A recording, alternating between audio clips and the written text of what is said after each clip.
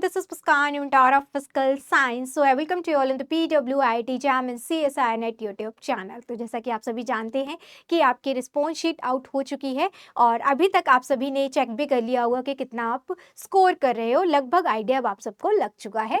तो अब बात आती है कि क्या कट ऑफ रहेगी, क्या हमारे इतने मार्क्स पे JRF हो पाएगा, क्या इतने मार्क्स पर हमारा LS हो पाएगा या नहीं। तो हम थोड़ा सा बात कर लेते कि क्या एक्सपेक्ट किया जा सकता है। एग्जैक्टली मैं नहीं बताने आई हूँ, हम भी एक्सपेक्ट कर रहे हैं कि प्रीवियस ईयर के एनालिसिस को देखते हुए, और अगर मैं बात करूँ इस बार स्टूडेंट्स का कैसा एग्जाम गया है या इस बार पेपर कैसा आया था, इन सारे पैरामीटर्स को कंसिडर करते हुए हम क्या एक्सपेक्ट कर सकते हैं कि क्या इस बार कट ऑफ रह सकती है, उसके बारे में जरा हम बात कर लेते हैं। तो देखिए, अगर हम बात करें JRF और LS की क्या कट ऑफ रहेगी, तो पहले JRF की बात कर लेती हूँ। देखिए, यहाँ पर हो सकता है आप में से कुछ स्टूडेंट्स को सुनने के बाद ये लगे कि नहीं मैम, आपने शायद बहुत कम बता दिए या बहुत ज़्यादा बता दिए। दोनों तरह के स्टूडेंट्स हो सकते हैं, ठीक है।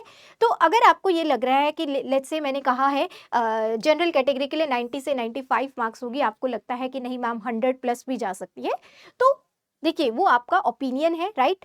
मैं ये नहीं कह रही हूँ आप गलत हो, बट मुझे जो लगता है, हमारी टीम को जो लग रहा है फिजिक्स में, जो हम एक्सपेक्ट कर सकते हैं, क्योंकि इस बार पेपर वैसे लेंदी तो था ही, एज वेल एज अगर मैं बात करूँ बहुत टफ नहीं था, लेकिन इस बार जो स्लाइटली चेंज हुआ, हमारे जो क्वेश्चंस थे उनमें आंसर्स, न्यूमेरिकल आंसर्स बहुत सारे हैं, ठीक है, जो प्रीवियस ईयर से थोड़ा सा ये चीज़ डिफरेंट उस पेपर को बनाती है और जिसमें एक्यूरेसी को मेंटेन करना थोड़ा सा मुश्किल रहता है, ठीक है। तो पेपर लेंथी तो था ही, और साथ ही के साथ ये मैंने एक चेंज आपको बताया है, ये आप सबने एग्जाम दिया है तो आपने इस चीज़ को ऑब्जर्व भी किया होगा। तो उन सारे पैरामीटर्स को कंसिडर करते हुए कि कितना स्टूडेंट एक्सपेक्ट कर रहे हैं, कितना स्कोर कर रहे हैं, उन सब चीज़ों को कंसिडर करते हुए ये हमने एक्सपेक्टेड कट ऑफ रखी है, और इसमें भी प्लस माइनस 2-3 मार्क्स रहेगा ही रहेगा, ठीक है। तो अगर हम बात करें अनरिजर्व कैटेगरी की, तो अनरिजर्व कैटेगरी में लगभग 90 से 95 मार्क्स के आसपास आपके जो कट ऑफ है वो जा सकती है।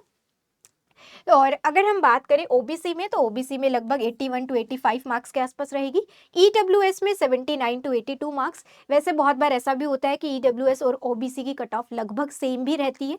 और एससी कैटेगरी में 63 टू 69 मार्क्स के आसपास रहेगी आपकी कट ऑफ, और एसटी में जो है वो 55 टू 60 मार्क्स के आसपास हो सकती है। पीडब्ल्यूडी कैटेगरी में जो स्टूडेंट्स आते हैं उनकी जो लगभग रहेगी वो 50 से 54 के आसपास रहेगी। और अनरिजर्व कैटेगरी में जो स्टूडेंट्स आते हैं, जो बेसिकली LS की अगर हम बात करें, जनरल कैटेगरी है बेसिकली, उनकी जो कट ऑफ है वो 80 से 87 मार्क्स के आसपास रहेगी।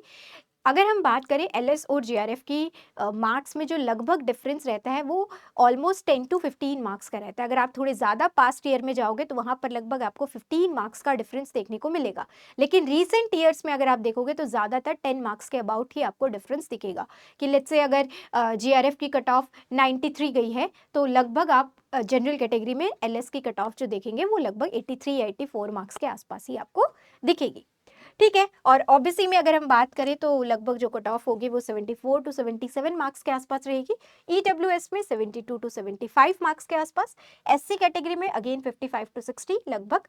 एसटी में 52 टू 54, और पीडब्ल्यूडी में भी अगेन 50 से 52, थोड़ा बहुत प्लस माइनस। अगेन मैं रिपीट कर रही हूँ, ये चीज़ पॉसिबल है कि थोड़ा प्लस भी हो सकता है 2 टू 3 मार्क्स, और माइनस भी हो सकता है एट द सेम टाइम।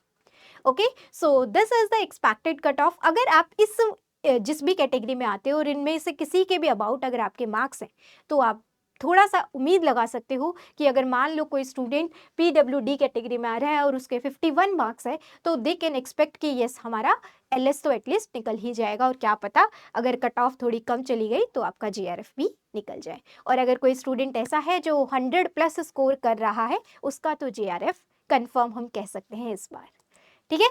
चलिए, so hope for the best, मिलते हैं किसी और वीडियो में। Thank you so much. और अगर किसी का बाई चांस, उससे पहले जाते जाते एक और बात, अगर किसी का बाई चांस उतना अच्छा पेपर नहीं हुआ या उतने अच्छे स्कोर नहीं कर पाए हो, तो निराश होने की ज़रूरत नहीं है भाई, ठीक है। देखो, अब आप अपने रिजल्ट को तो नहीं बदल सकते हो, रिस्पॉन्स शीट आने से हमें यही आइडिया लग जाता है ना कि अब मुझे 1 महीने रिजल्ट का इंतजार करने की ज़रूरत नहीं है। अब मेरा नेक्स्ट गोल क्या है, उसके ऊपर अपना काम करना स्टार्ट करें। अगर अभी आप MSc ही कर रहे हो तो आपके पास नेक्स्ट दिसंबर वाला अटेम्प्ट भी है, है। और अगर आप एमएससी कर चुके हो लेकिन पीएचडी करना चाहते हो तो साथ में अदर जो एंट्रेंस एग्जाम है उनके ऊपर भी फोकस करो, और एज वेल एज अब की बार क्या कमी रह गई थी उस पे काम करते हुए दिसंबर वाले एग्जाम की अपनी तैयारी को स्टार्ट करें। और जिनका होने वाला है उनको अभी से ही कंग्रेचुलेशन, एंड मिलते हैं किसी और वीडियो में। Thank you so much.